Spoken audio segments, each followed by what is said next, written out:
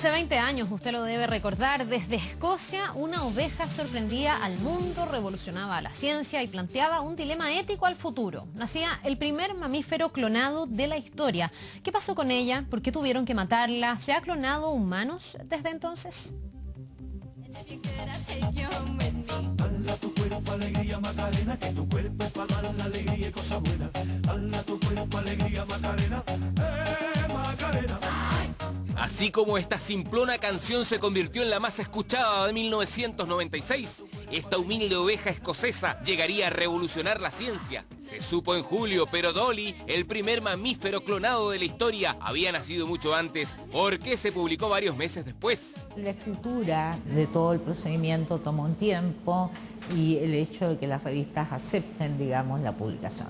Pero fue un hito muy importante en la historia de la ciencia mundial. O sea, faltaba el paper, como llaman, ¿no? Faltaba el paper. Otro mito en torno a Dolly: hubo clonación de animales antes que ella. Pero que fue con ranas. Los mamíferos tienen fecundación interna y desarrollo interno, de manera que el tránsito entre la primera clonación en ranas y la oveja Dolly implicó el conocer todas las técnicas de inseminación in vitro y de desarrollo in vitro. Mito o realidad, a través de la clonación podríamos volver a la prehistoria. La clonación puede permitir, ¿no es cierto?, la recuperación de especies extintas. Uno podría idear o fantasear con que se pueden recuperar los dinosaurios si es que se dispone de células para poder clonar. ¿Qué pasó finalmente con Dolly una vez creada? ¿Qué salud tuvo? Porque a los 10 años la tuvieron que sacrificar. Envejeció prematuramente, se reprodujo y tuvo una hija. Una oveja hija, de manera que era fértil. Sin embargo, el principal problema es que envejeció muy prematuramente, empezó a tener problemas de artritis, problemas de osteoporosis, una serie de problemas típicos de la vejez. Finalmente fue sacrificada, digamos, por sus creadores, un inglés, ¿no es cierto?, que es premio Nobel y que estuvo el año pasado en Chile. ¿Fue un clon o un ser armado con varios otros? De una oveja se sacó el núcleo de una ubre, de la otra un ovocito. Se tomó una tercera oveja, que fue una oveja nodriza que prestó el útero y se implantó el blastocisto. De 3 ovejas nació Dolly. Entonces se discute mucho de si efectivamente la oveja Dolly es un clon, porque tiene 2 ovejas que contribuyen. La tercera oveja aporta las hormonas y aporta el medio ambiente en el cual este blastocito se desarrolla. O sea, todas aportan. Todas aportan. Las 3. Las 3. Pero la que más aporta es la que aporta el núcleo. Si realmente la oveja Dolly no es un Frankenstein. O sea, es una cosa que no es clon de ninguna de las 3. Porque en el fondo, digamos, todos son como pedazos muertos, digamos, que fueron juntados para finalmente crear. La pregunta más compleja hasta ahora: 20 años después de Dolly, ¿se han clonado seres humanos? El procedimiento de Dolly ha sido repetido con todo tipo de mamíferos. Los seres humanos se pueden clonar. Los italianos son expertos. Un doctor que es italiano, que tenía 3 mujeres con embarazos producto de clonamiento humano en distintas partes del mundo y tampoco se supo a qué término llegaron. En China hubo clonamiento humano, ellos publicaron estos resultados en revistas chinas, pero después inmediatamente esto desapareció. Esto podría ser el mundo feliz de Huxley, donde uno podría tener castas humanas clonadas, ¿no es cierto? ¿Y usted qué clonaría si tuviera la posibilidad? Yo a la Marilyn Monroe. ¿Usted? A mí misma.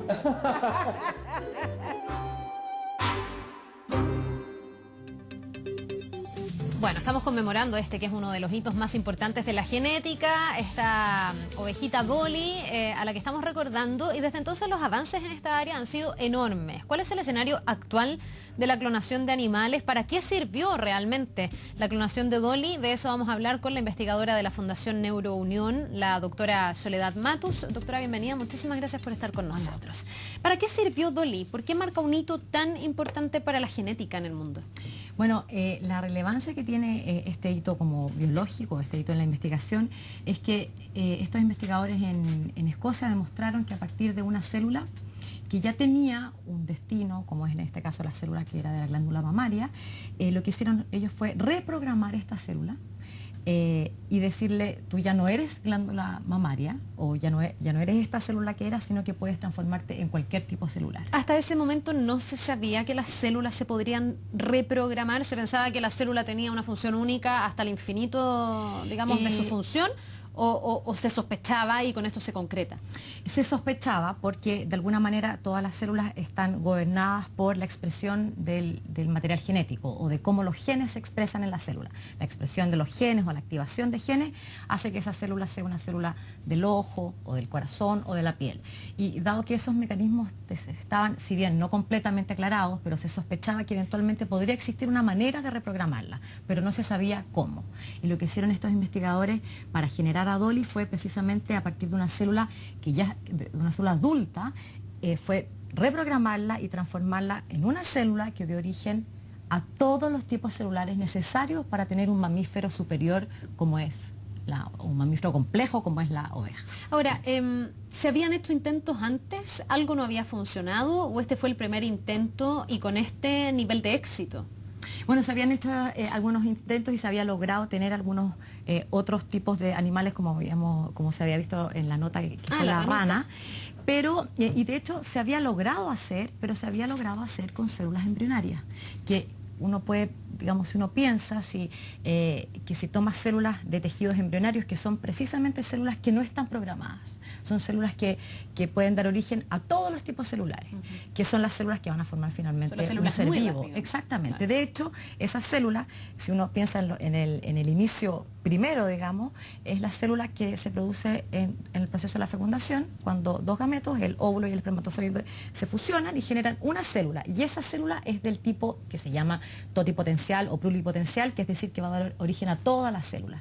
Y lo que hicieron estos investigadores fue precisamente demostrar que se podía en un mamífero, una célula de un mamífero complejo, tomarla y reprogramarla y dar origen a un nuevo individuo, que como conversábamos se sospechaba que se podía, pero no se había demostrado. Y lo que hicieron ellos fue demostrar que se podía hacer. ¿Para qué ha servido esto en estos 20 años? ¿Quién más ha nacido después de reconocer que la célula era mucho más plástica de lo que se pensaba, mucho más flexible, se podía reprogramar? ¿En qué se ha aplicado? Bueno, esto ha abierto un campo enorme en realidad, que eventualmente puede ser que sea un poco lejano para el público en general, pero ha sido bien relevante porque de hecho en estos 20 años ya se ha descubierto cuáles son aquellos genes o aquellos factores necesarios para reprogramar. Eso ya es un hito, que de hecho fue un premio Nobel, que definió cuáles eran las moléculas necesarias para reprogramar.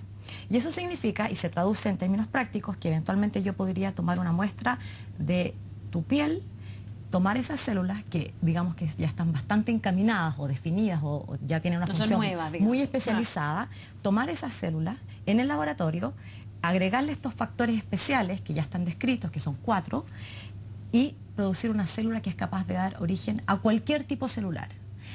Ahora hay avances, digamos, en que los trabajos están intentando, o la investigación, dar origen a células que son, por ejemplo, muy complejas como las neuronas. Hay laboratorios de investigación que se dedican a que una vez que se ha tomado esta muestra humana adulta, poder definir cómo es que yo le voy a decir a esa célula, tú vas a ser, por ejemplo, una neurona con tal función, o una célula hepática, o una célula de la retina, para poder reparar eventualmente algunas patologías que involucran la muerte, ya sea de células del sistema nervioso central, células musculares. ¿Y eso significa que se puede llegar a curar enfermedades que hoy día tenemos? ¿Ya se curan algunas? ¿Podemos tener órganos completos que provengan de esta llamada clonación? Se podría. De hecho, el primer ensayo clínico hecho a partir de células madres del adulto se inició en el año 2014 y está en transcurso, están ahora haciendo los análisis, pero es la primera prueba clínica en pacientes, digamos. Pero eso abre expectativas de todo tipo y esperanzas a que efectivamente uno pueda tomar células de un individuo y después devolverlas ya reprogramadas para poder repoblar alguna población, algún tipo de celular que se esté muriendo, y eventualmente generar órganos y así eventualmente curar enfermedades que hasta ahora no tienen cura, que a través del uso de drogas no han dado el efecto que uno espera, y eventualmente uno podría pensar que yo puedo tomar células de esta persona, reprogramarlas, mejorarlas, es decir, si es que tenía algún defecto genético, mejorar ese defecto genético, y eso se hace, eso actualmente se publica y es un hecho, digamos. Lo que falta es poder demostrar que la reprogramación y luego la implantación de esas células mejoradas o sanadas puede mejorar la enfermedad. Ahora, yo no sé si esto realmente es una clonación como uno lo entiende, porque lo que uno pensaba cuando se habló de la oveja Dolly y con todos los mitos además que se extendieron, era que uno tenía una oveja y esa misma oveja la reproducía casi que en serie y hacía otra oveja, que en este caso era la oveja Dolly. Pero yo no sé si en el momento de transferir las células y en el momento de que esas células ya ingresan a un nuevo individuo, por decirlo así, ¿es realmente una copia feliz de lo anterior o podemos tener un individuo distinto, con otras particularidades? Bueno, eso es una pregunta. En realidad, técnicamente es un clon, porque el clon se define como una célula que genéticamente es igual a la otra. Genéticamente, es decir, que la información que está en su ADN es la misma. Ahora, uno podría pensar que durante, por ejemplo, pensemos quizás más en seres humanos, porque uno piensa que quizás ahí se producen más complejidades, porque éticas. Éticas, y eventualmente un individuo, lo que uno ve de un individuo, que es lo que se define como el fenotipo, es la mezcla entre la información genética y el ambiente. Claro. O sea, entonces eventualmente son clones, técnicamente porque son genéticamente iguales, pero cómo ese individuo se desarrolla, se alimenta, interacciona con el ambiente, en qué ambiente se desarrolló, contaminado o no, eso puede definir cambios que eventualmente hacen que los individuos no sean iguales, con las mismas características, pero genéticamente son iguales. Por lo tanto, uno puede decir que sí, que uno puede tomar una célula adulta, transformarla, reprogramarla, y luego en este caso, como hicieron con Dolly, quisieron poner el núcleo en una célula no nucleada y generar un individuo a partir de una célula. Yo entiendo que esto se está haciendo a nivel de humanos, el tomar células, sí, estábamos hablando recién, pero no hemos llegado a nivel de clonar un humano, como se hizo con Dolly. ¿O sí? No, yo espero que no. Aquí entramos en un terreno ético que ha sido súper cuestionado desde el comienzo, cuando se decía, pero ¿qué es esto? Vamos a estar reproduciendo humanos en cadena. Eso no ha ocurrido. ¿Ha habido un límite ético que ha operado en todo este descubrimiento genético? Sí, que al menos en el campo de la investigación científica, obviamente uno no puede generalizar, pero yo podría al menos especular que un porcentaje importante de los científicos en realidad no está de acuerdo, de hecho la mayoría de las personas, incluso los investigadores que estuvieron involucrados en el clonamiento de Dolly, la primera declaración que hicieron fue: esto no está tratando de sentar un precedente para clonar un humano, esto solamente tenía un fin porque ellos querían reproducir animales de tipo vacas y qué sé yo, para fin como ganadería, comercial, claro, comercial. Caballos, vacas, ese tipo de animales. Exactamente. Yo diría que eso impone un tema ético muy, muy relevante, y yo creo que si bien quizás alguien lo está haciendo, pero no ha sido publicado, y yo dudo que alguien en realidad ha operado la ética en este que esté financiando al menos eso, porque eso requiere muchos recursos y sería como éticamente complicado. Doctora, ¿hay algo cercano que nosotros podamos ver en la cotidianeidad, tratamientos hoy día que se hagan en algunas enfermedades que provengan de este hallazgo? Porque uno dirá, bueno, en laboratorio se sigue experimentando respecto de qué pasa si con una célula adulta la ponemos y todo lo que sigue derivando de la investigación.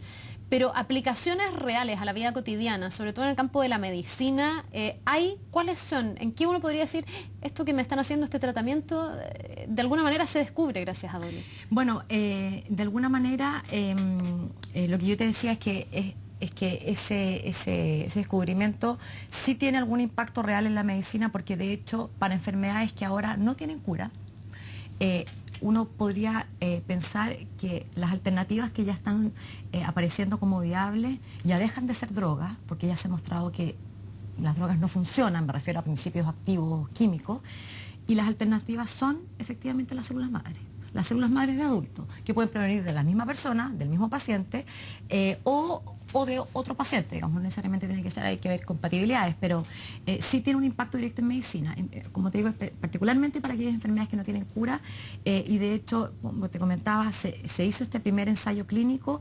implantando células madres en pacientes, pero aún no conocemos los resultados, porque eso está en proceso. Ahora, si eso prospera, uno podría pensar que, no sé, una persona que necesita un hígado, en vez de esperar por un donante, podría tener, no sé, una donación de células madres o desde su mismo cuerpo provenir, esto cuando se logre, digamos, llegar a ese nivel, me imagino, pero de su propio cuerpo sacar células y poder reconstituir un hígado nuevo. Exactamente, yo creo que ese es el futuro, digamos. Eventualmente quizás no es lo que se hace ahora, pero este tipo de hallazgos que se hizo hace solo 20 años, digamos, 20 años no es tanto, no.